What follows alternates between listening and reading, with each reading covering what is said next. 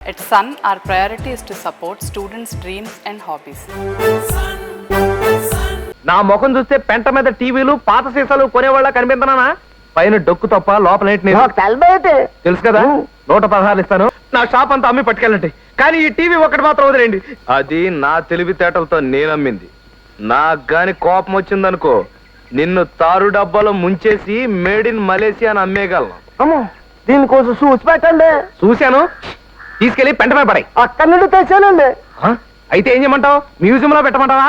కాదండి, ఇది కొంచెం అమ్మి పెట్టండి. కాఫీకి డబ్బులు రావు. అలాగే ఇస్తారేంటి బాబు? ఏంట్రా, నా ముఖం చూస్తే పెంట మీద టీవీలు పాత సీసాలు కొనేవాళ్ళ కనిపిస్తున్నానా? టీముంది ఇక్కడి నుంచి. ఏంటంటారు? నాకేంటి బాధపడ్డం లేదేంటి?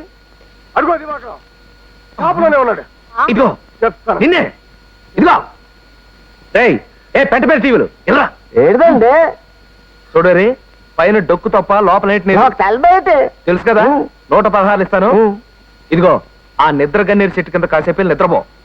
భాగ్యం ఇంటి నుంచి భక్త ప్రహ్లాద్ క్యాసెట్ తీసుకొచ్చావా? అమెరికా క్యాసెట్లు అన్ని తీసుకొచ్చావా?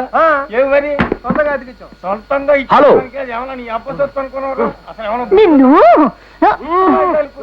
క్యాసెట్లు ఇచ్చినారంటే ఇలాగే తగలే.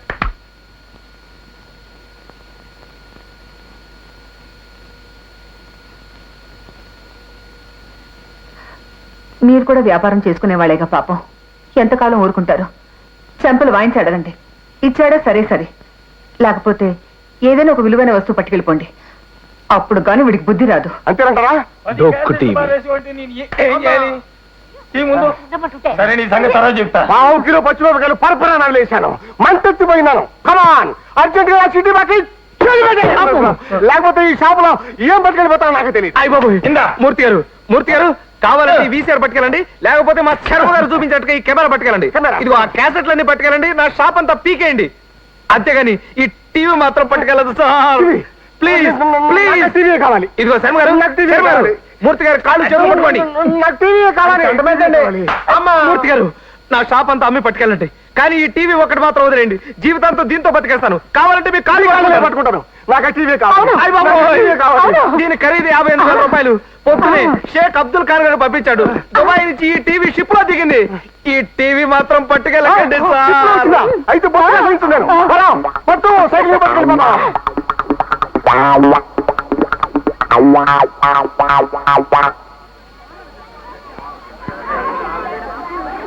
సార్, పిల్లకాయలు లెంపకాయలు తింటారు కదా, స్కూల్ గొడవ చేశారంటాను. ఎవరిలాగా వాగుతుంటాడు. ఏంటి అల్లరి? నువ్వు అల్లరి తప్పుకోపో. స్టీరింగ్ పాడైపోద్ది. స్టీరింగ్? ఇది దుబాయ్ టీవీ. దుబాయ్ టీవీ అయితే బొమ్మ 2 పక్కలు కనిపిస్తుంది. అది కాదు. ఏది కాదండి? నువ్వు కూర్చో. దగ్గర వచ్చేసింది. అది కాదు, దీని సెటప్ అంతా వేరు. నీకు తెలియపోతే నువ్వు నోరు మూసుకు కూర్చో. నువ్వు మెయింటైన్ చేయడు. ఇప్పుడు నేను టీవీ ఆన్ చేస్తాను, అంతా చూడండి. సైలెన్స్. ఇప్పుడే స్విచ్ ఆన్ చేశాను. మొదట సౌండ్ వస్తుంది, తర్వాత బొమ్మ వస్తుంది. ఆ బొమ్మల్ని చూసి మీరు రెచ్చిపోయి విపరీతంగా డాన్స్ చేస్తారు. చూసుకోండి చూసుకోండి. అమ్మ దీని మీది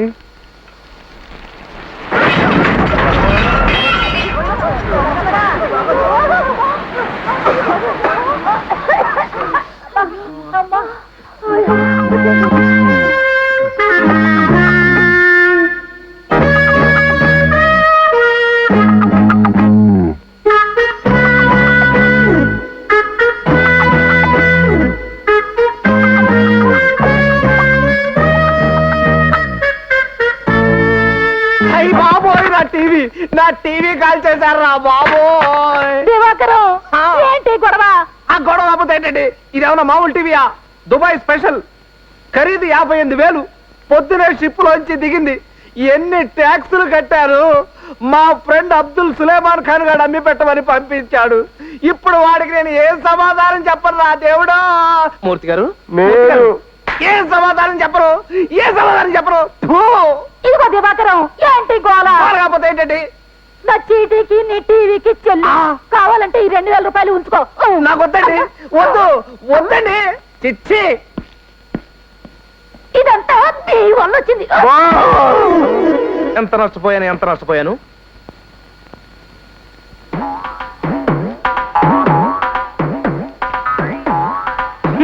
ఏంటిది? అబ్బాయి గారు నష్టపోయింది మీరు కాదు నేను. ఏంటంటే ఇది నా టీవీని 52 ఏళ్ళకి అమ్మేసుకొని ఖర్చు 116 రూపాయలు ఇస్తారా? ఎంత అన్యాయం అండి. ఏంటంటారు? అది నా తెలివితేటలతో నేనమ్మింది. నాకు గాని కోపం వచ్చిందనుకో నిన్ను తారు డబ్బాలో ముంచేసి మేడ్ ఇన్ మలేసియా అని అమ్మేయగలను. అమ్మో చూడు, ఈసారి ఏదన్నా పెంట మీద వీసిఎరలాడుతుంటే పట్రా, అమ్మేసి 50-50 తీసుకుందాం. ఏటా అంటావ్? దివాకరం ఎలాగైనా భాగ్యంతో మాట్లాడి ఈ వేళ అరేంజ్ చేసావు అనుకో. అబ్బా, ఈడు భాగ్యానికి అవుతాడో లేదు కానీ నాకు మాత్రం. వెళ్దాం పదండి. మంచి కాక మీద ఉంది, ఏది దొరికితే దుచ్చుకోవడం. ఏంటి ఏం చెప్పంటారండి? భాగ్యం 3 రోజులు ఇంట్లో రాకూడదు. అబ్బా, ఈ లేడీ సరిగ్గా టైం చూసుకొని ట్రబుల్ ఇచ్చేస్తుంటారయ్యా. నాలాంటి అమర ప్రేమకుడికి ఎంత అడ్డు. ఇదిగో చిన్నారారు, బంగారం లాంటి 2 పెళ్ళాలు ఇంట్లో ఉండగా మళ్ళీ ఆ భాగ్యం గోలు ఎందుకండి మీకు? వాళ్ళు ఉండిపోయారే బాబు. భాగ్యంతో మా మ్యారేజ్ అయిపోయాక మా పెద్దదాని గ్యాస్ స్టవ్ లీక్ చేసి నిప్పట్టించి చంపేస్తాను. మా రెండో దానికి కూల్ డ్రింక్లు అంటే ఇష్టం కదా. థమ్స్ అప్ లో 4 మంది కలిపి తాగించేసి ఇద్దరిని వదిలించేసుకుంటాను. మీరు వదిలించేసుకుంటారు, బాగానే ఉందండి. మరి ఆ భాగ్యానికి ఎంత కష్టం? 2 మొగుళ్ళతోటి ఓ సంటి కుర్రాడితోటి గుట్టుగా కాపురం చేసుకుంటుంది కదా. నేనేం తక్కువ తిన్నాను అనుకున్నావా? దానికి వేసిన ప్లాన్ వేసారా? అబ్బా ఆలకించవయ్యా. ఇదిగో మా రైల్వేలో 4 వస్తాదులు లాంటి గ్యాంగ్ మేల్ని సెటప్ చేశాను. టైం చూసుకొని ఆ రామ్మూర్తి గారిని మర్డర్ చేయించేద్దాం. ఆ రాజుని గారిని తమిళనాడులో ఉప్పు నీళ్లు కూడా దొరకని ప్లేస్ కి ట్రాన్స్ఫర్ చేయించేద్దాం. ఆ కుర్రా కొడుకుని రైలు పట్టాల మీద పెట్టి మర్డర్ చేయించేద్దాం. యాక్సిడెంట్ లిస్ట్ లో కొట్టుకుపోతాడు. వస్త్రా ఇదేంటిది? ఇన్ని ఎదవ ప్లాన్లు చేస్తున్నారు కదా. భాగ్యంతో మీరు ముచ్చటగా 3వ ఫ్యామిలీ పెట్టిన తర్వాత మీకు వయసు అయిపోయి భాగ్యం 4వ ఫ్యామిలీ పెట్టింది అనుకోండి, అప్పుడు ఏం చేస్తారు? దానికి వేసిన ఐడియా. భాగ్యంతో మన శోభనం అయిపోయిన మర్నాడు మనకేటండి మీకు? నాకనే బాబు. మర్నాడు బ్యూటీ పార్లర్ కని తీసుకెళ్లి గుండు కొట్టించేస్తాను. జుట్టు వచ్చే వరకు చచ్చినట్టు ఇంట్లో పడి ఉంటది కదా. ఈ లోపల గట్టి అండర్స్టాండింగ్ వచ్చేస్తాం. చచ్చేదాకా ఇడిపోం. ఎలా ఉంది ఐడియా? ఇదిగో చిన్నారారు, మీరు ఇన్ని ఐడియాలు చెప్పారు కదా, నేను ఐడియా చెప్పనా? ఏంటో? ఈవేళ భాగ్యం కొడుకు పుట్టినరోజు. ఆ రాజన్ గాడు పులిగోర పథకం ఇస్తున్నాడు. మరి గ్లాస్కో జాకెట్ వేసుకున్న భాగ్యం తెల్లని మెడ మీద దగదగలాడిపోతూ మనం కూడా ఏదైతే ఎలా ఉంటది? బ్యూటిఫుల్ గా ఉంటుంది. ఉంటదా? అయితే చేయనిద్దామా? అమ్మో, గుండులేంటి కలుక్కుమంటుంది. దివాకరం, మీరు ఏదో మాట్లాడుకుంటే వచ్చారట కదా, ఆ భాగ్యం తెలుస్తోంది. ఆ విషయమే కదా మాట్లాడుతున్నాం. ఏమంటారు? మరే బంగారం లాంటి ఛాన్స్ తప్పదంట. లేకపోతే మరి ఆ రాజన్ గాడు. ఓకే ఓకే, అందాకే ఉంచండి.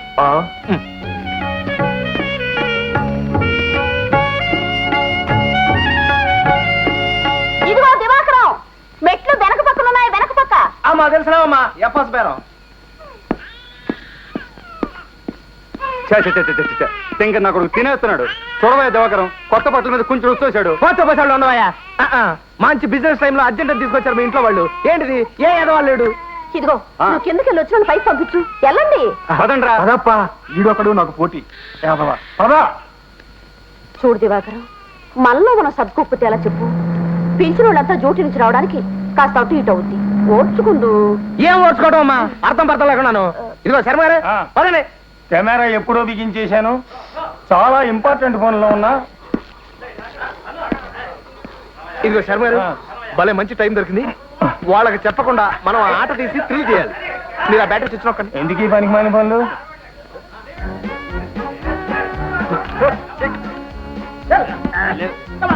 Come on.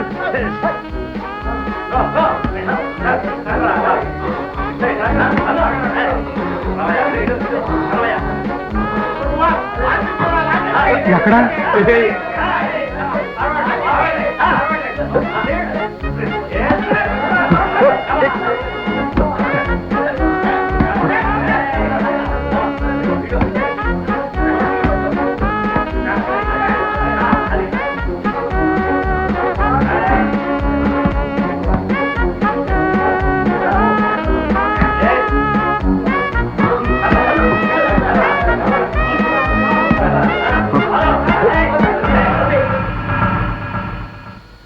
Come on.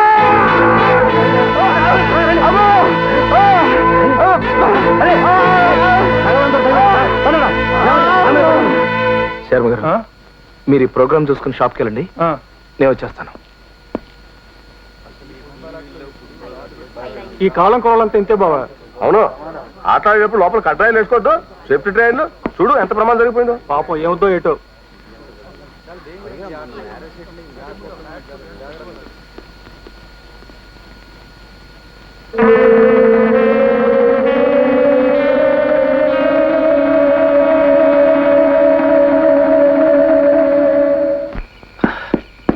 ఏమిటయ్యా ఇంత ఆలస్యం? నీకోసం ఎంతసేపటి నుంచి పడిగాపులు కాచు కూర్చున్నాను తెలుసా? ఇదిగో ఆ భాగ్యం క్యాసెట్. మరి ఆ ఎయిటింగ్ ఏదో మొదలెడదామా? మీరు కానీ చూసారా? ఏది? అర్జెంటుగా వెళ్ళండి, ఈ పని అయితే నేను చూసుకుంటాను. సరే అలాగే.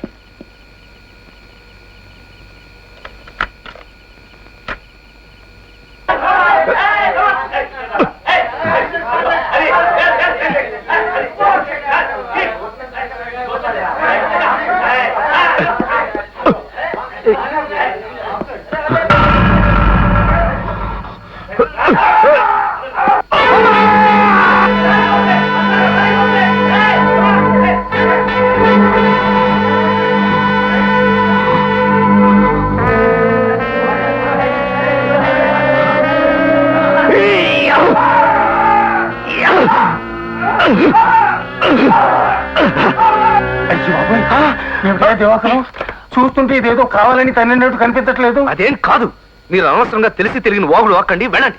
కాదంటారేమిటయ్యా? అబ్బే నేను ఒప్పుకోను. ఆ గోపీచంద్ మొహంలో రౌద్రం స్పష్టంగా కనిపిస్తోందయ్యా. మీరు నోరు మూసుకోండి.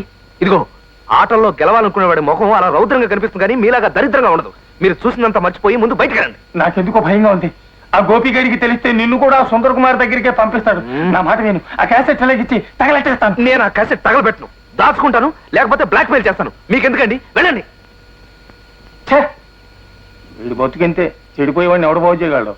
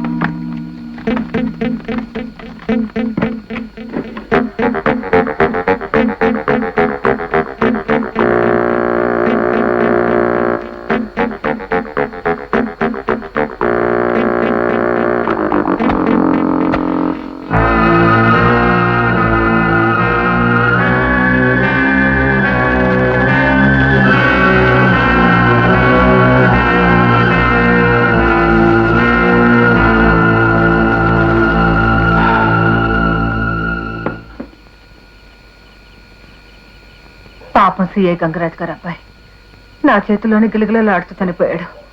ఎలాగైనా కాపాడదామని ఎంతో ఆరాటపడ్డాను. పెళ్లి ముహూర్తం కూడా పెట్టారంట. ముందే చావు ముహూర్తం రాసినప్పుడు నేను మాత్రం ఏం చేయగలను? అయినా ఇప్పుడు కుర్రోళ్ళకి కొంచెం కూడా కింద మీద తెలియడం లేదు. బతుకులతో బంతులాడుకుంటున్నారు. ఏమిటో కాలం.